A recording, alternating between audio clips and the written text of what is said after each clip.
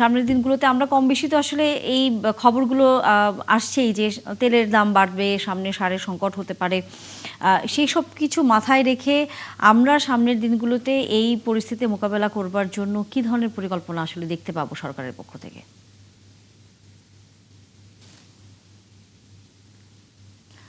আমরা আপনার কথা শুনতে পাচ্ছি না। আর জি, ধন্যবাদ। Major Zaman in fact in detail বলেছেন।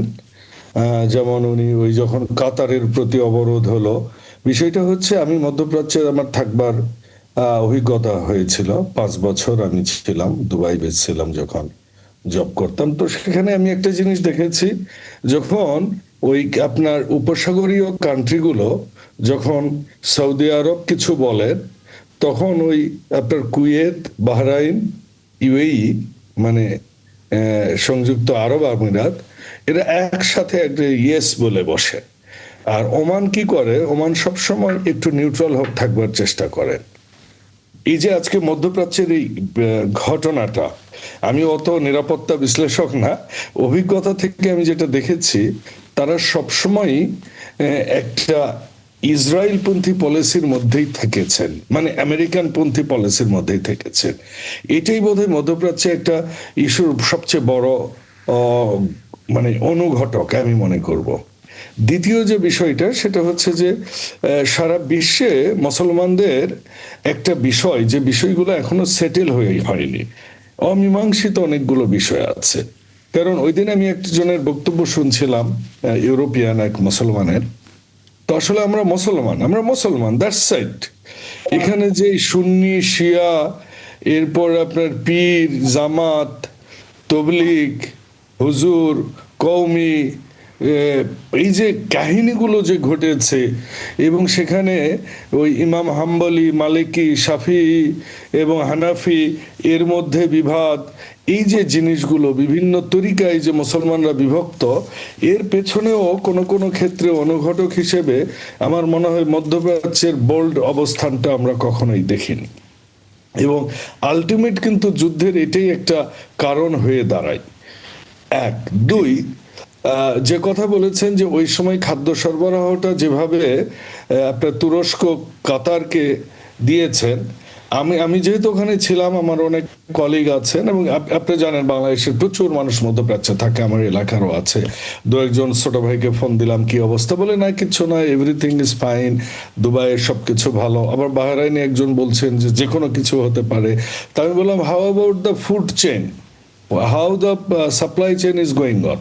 তো ওদের বললেন যে যেটা হরমুজ প্রণালী দিয়ে আসতো, ওইটা এখন সাবকন্টিনেন্ট থেকে সাপ্লাই হচ্ছে। কাজেই ওই যে আবার মানে কারো পৌষ মাস কারো সর্বনাশ। বাংলাদেশ থেকে কিন্তু এই মুহূর্তে প্রচুর সবজি যাচ্ছে, এবং কাঁচা যত আপনার খাবার আছে এগুলা যাচ্ছে মধ্যপ্রাচ্যে, এবং দাম বেশ ভালো। এবং এয়ারলাইনগুলো ভালো রেট পাচ্ছে, তাদের ফ্রেট পাচ্ছে। আজকে সবচেয়ে যেটা বেদনাদায়ক, সেটা হচ্ছে যে আজকে কিন্তু আল আকসা মসজিদে ঈদের জামাত হয়নি। এটা আমাদের মুসলমানদের জন্য খুবই বেদনাদায়ক একটা বিষয়। এইটা আমার আমি আমি কখনো শুনিনি। আমার পড়ালেখাও তো নেই, কিন্তু আমার আই অবজারভেশনে আমি কখনো শুনিনি যে আল আকসায় ঈদের জামাত অনুষ্ঠিত হয়নি। এটা আমাদের মুসলমানদের জন্য অনেক ব্যর্থতা। এই ঈদের এই এই আনন্দ এবং এই সিয়াম সাধনা যেন আমাদের মুসলমানদের জন্য ঐক্যের একটা জায়গা হয়, আমি আল্লাহর কাছে এই দোয়াটা করি। এবং তাহলে আমার মনে হয় মধ্যপ্রাচ্যের শান্তি একটা হতে পারে। যে কথায় আসছেন যে কৃষি এবং তেল, আমার সরকারের ব্যবস্থাপনা কি, দেখুন, এই সরকার খুবই নব্য, মাত্র 20-25 দিনের ছোট শিশু। অনেক কিছু নিয়ে আমরা চলছি, এটা সব সরকারই এসে বলে, খুব গতানুগতিক কথা বলছে। তবে আমি এখনো সরকারের যেটা আমি মোটিভ বুঝি, বিশেষ করে জনাব তারেক রহমান, উনি কৃষিকে ব্যাপক গুরুত্ব দেন। আমি নিজেই কৃষক দলের একজন সদস্য, কর্মী একজন পদে, যুগ্ম সাধারণ সম্পাদক কেন্দ্রের। সেখানে আমাদেরকে উনি 5 বছরই কৃষি নিয়েই অনেক কথা বলেছেন, অনেক দিক নির্দেশনা দিয়েছেন। তো এরকম একটা সিচুয়েশনে আমাদের দেশে বিদ্যুৎটাকে স্বয়ংসম্পন্ন করতে গেলে আমার মনে হয়েছে বায়োগ্যাস প্ল্যান্ট আমাদের ব্যাপক হারে করতে হবে। এক, দুই, আমাদের যেটা সোলার সিস্টেম, আমাদের যে ন্যাচারাল আল্লাহ প্রদত্ত যেটা, এইটাকে আমাদের বিশেষ করে কৃষিতে একটা ব্যাপক হারে কারণ আপনি এখন এটা হচ্ছে, আপনি খেয়াল করবেন যে পৃথিবীতে বিগত 8-10 বছর 15 বছর কোনো না কোনো ভাবে পৃথিবী একটা যুদ্ধের মধ্যে আছে। প্রযুক্তিগত এবং মানুষের কমিউনিকেশন অনেক কিছু উন্নত হওয়ার কারণে মানুষ এরকমটা টের পাচ্ছে না, বাট যুদ্ধ পৃথিবীতে হচ্ছে, অর্থনৈতিক যুদ্ধ হচ্ছে, পরিবেশগত যুদ্ধ হচ্ছে, আপনার বিভিন্ন রকমের যুদ্ধের মধ্যে আমরা এই এই কয়েকটা দশক পার করছি। কিন্তু কাজে আমরা সব সময় আনসার্টেনের মধ্যে থাকবো যতক্ষণ না পর্যন্ত আমরা নিজেরা বিদ্যুৎ উৎপাদনে নিজেদের যেটুকু আছে যা আছে সেটা নিয়ে আমরা যদি আগাইতে পারি, আমার মনে হয় জনাব তারেক রহমান কৃষি এই ক্ষেত্রকে যে আপনি বাঁচানোর কথাটা বললেন, নিজেদের যতটুকু আছে যা আছে সেটা নিয়ে আমরা যদি পরিকল্পনা করি, সেই নিজেদের কতটুকু আছে, কি পরিমাণ জ্বালানি আছে, এবং আমরা সামনের দিনগুলোতে বিকল্প বারবারই এই আসছে, জ্বালানির যেহেতু ইরান। এখানে বাবুল ভাই একটা বিষয় হচ্ছে, একটা হচ্ছে আপনার ইমিডিয়েট একটা স্টেপ নিতে হবে, আর একটা হচ্ছে লং টার্ম। আপনি যেটা বললেন সোলার প্যানেল ট্যানেল, এগুলো তো সময় সাপেক্ষ আসলে। তো ইমিডিয়েট একটা আপনার ব্যাকআপে তো যেতে হবে, যদি দেখুন ওয়ারটা যদি কন্টিনিউ করে। ব্যাকআপের জন্য আপনি দেখেছেন যে আমেরিকাও ইতিমধ্যে রাশিয়া থেকে তেল আনলে বোধহয় অবরোধ দিবে না এরকম কথা বলেছেন। তো আমরা রাশিয়ার সাথে তো আমরা কন্ট্যাক্ট করছি, আমরা এমনকি ব্রুনাই থেকে আমরা অপশন করছি, আমাদের প্রতিবেশী তাহলে ভারতকে কি আমরা বাংলাদেশ রাশিয়া চেয়েছি। থেকে তেল আনবে এরকম কোনো একটা অবস্থানে আছে, আমরা কি বলতে পারি?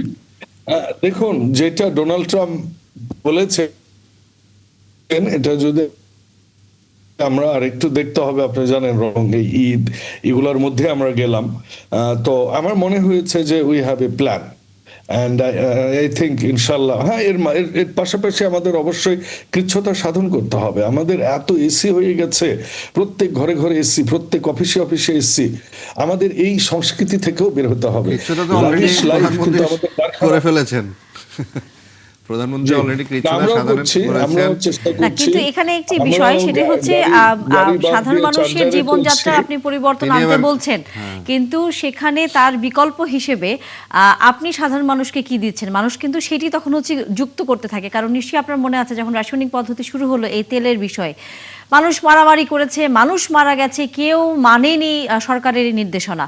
সেখানে যখন আপনি সাধারণ মানুষের এত বছরের অভ্যস্ততার জায়গায়, প্রেক্ষাপট অবশ্যই ভিন্ন, এখানে কারোই হাত নেই, সরকারের হাত নেই এবং অন্য দেশেরও হাত নেই, বিশ্বযুদ্ধ শুরু হয়েছে তাই। কিন্তু যখন এ ধরনের পরিস্থিতির মধ্যে আপনি সাধারণ মানুষের যেই রেগুলার জীবনযাত্রা সেটি কিছুটা কমিয়ে আনতে বলবেন, তখন তো মানুষ এভাবে কাউন্ট করতে থাকে তার এর বিকল্প আমি কি পাবো, সরকার আমাকে কি দিবে। সেই জায়গায় যে নিশ্চয়তা চায় সাধারণ মানুষ, সেটি নিয়ে আসলে সরকার ভাবছে কিনা? দেখুন আমি আমার এলাকায় আমি যেটা করছি, আমার ইন্টারনেট হয়তো মানে স্টেবল থাকবে না, কারণ ব্যাপক এখানে ঝড় বৃষ্টি হচ্ছে, তা মোবাইল ইন্টারনেট দিয়ে আমি চলছি, এটা ইলেকট্রিসিটি নাই এখানে। তো আমি ইতিমধ্যেই যেটা করছি সেটা হচ্ছে অন্তত হাউস হোল্ডগুলোতে গ্রামের মধ্যে আমার আসনে নওগাঁর মহাদেবপুর বদলগাছিতে আমি একটা পরিকল্পনা ইতিমধ্যে দাঁড় করিয়েছি, যেমন বায়োগ্যাস প্ল্যান্ট প্রত্যেক ঘরে ঘরে করব। এক, দুই, অবশ্যই আমরা তো, আমি নিজেও গাড়ি ব্যবহার এখন অলমোস্ট করি না, আমি চার্জারে চড়া শুরু করেছি এবং উদ্বুদ্ধ করছি সবাইকে কৃষির। আলহামদুলিল্লাহ আমাদের এলাকায় বেশ কয়েকদিন থেকে বৃষ্টি হওয়াতে, এবং আজকেও বৃষ্টি হচ্ছে, আগামী মাসখানেক হয়তো আমরা একটু সেফে থাকবো, আমার এলাকার কথা আমি বলছি। তো হ্যালো, জি, শুনতে পাচ্ছি। am I audible? হ্যাঁ, জি, আমরা শুনতে পাচ্ছি আপনাকে। আচ্ছা, তো সেটা হচ্ছে আমার মনে হয় বায়োগ্যাস প্ল্যান্টটা আমার গ্রামাঞ্চলে এটা করা যায়, এটা খুব সময় না, সাপেক্ষ কিন্তু না, এটি 3 আপনি থেকে হয়তো সামনের 4 মাসের দিনগুলোর মধ্যে আমরা পরিকল্পনার যদি কথা এটা বলছেন, কিন্তু একটা প্রজেক্ট আকারে নিতে পারি, এটা করা বর্তমানে যাবে। জ্বালানির অবস্থা কি, সেটি দিয়ে কতদিন দেশের মানুষ চলতে পারবে, কি পরিমাণে সেটি সে পাবে, এই বিষয়টা সম্পর্কে সাধারণ মানুষের ভিতর এক ধরনের এখনো অস্পষ্টতা রয়েছে।